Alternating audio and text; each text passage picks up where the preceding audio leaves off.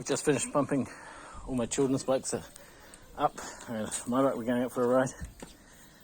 And let's say you own a bicycle. Plenty of people own bicycles that don't own one of these. If you don't own a bicycle and you don't own one of these, which is a track pump or a floor pump or a foot pump, whatever the hell you want to call it, it's got a gauge. You hold it in the ground for your feet and use the whole strength of your body. You're pretty much doing it wrong. You say, why do you have two? Well, it's a long story, but the upshot is these are the most important piece of equipment that any cyclist should have. Even these tires, these were like down below 15 psi, and they can go to 40 psi. This is my rock hopper, and go to 45 psi. So many people who own bicycles don't own one of those. This will make your cycling life, career, whatever the hell you want to call it, 1,000 times better. It's the difference between owning a bicycle and actually being a cyclist.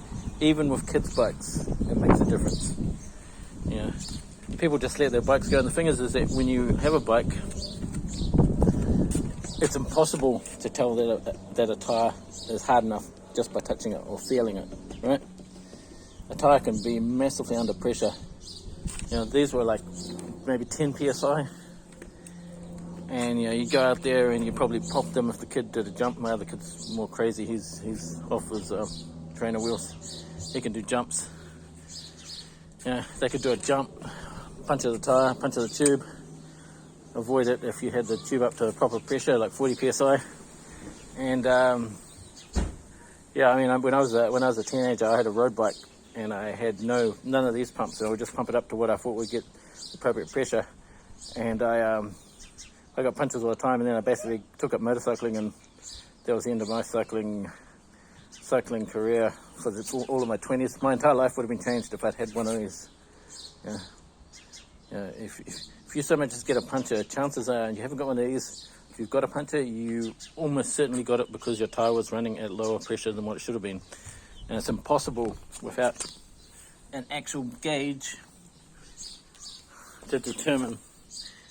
And it's extremely difficult without the use of your full force of your whole body and your torso and your arms and your legs to pump up a bicycle tire to appropriate pressure with just your hands.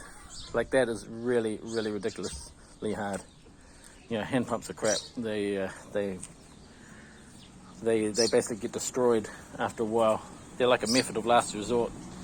So yeah, if you have a bicycle and you want to make your life 1,000 times better, 1,000 times easier, and you don't have one of these, buy one of these. The most important kit that every cyclist has. There is nothing that's even close to one of these as your main piece of kit. Okay, well, yeah, Merry Christmas if you've just had Christmas, which you have, because this is on the 28th. Merry Christmas and Happy New Year while you're at it. Oh, cool story about not the rock hopper, about the hard rock. Crazy story is that you wouldn't believe who owned a bicycle shop. Sammy in the 80s, Sammy Hagar of Van Halen, and he developed a bike called the Red Rocker, and Specialized came out with the Hard Rock, and basically there was some sort of, probably someone was going to sue someone over it, and Sammy Hagar got out of the cycling industry. I picked that up for $300. This is what I used to knock around for my kids. Look at it. I better get going. Merry Christmas, Happy New Year. Catch you later. Oh yeah, and if you haven't got one of these, buy one.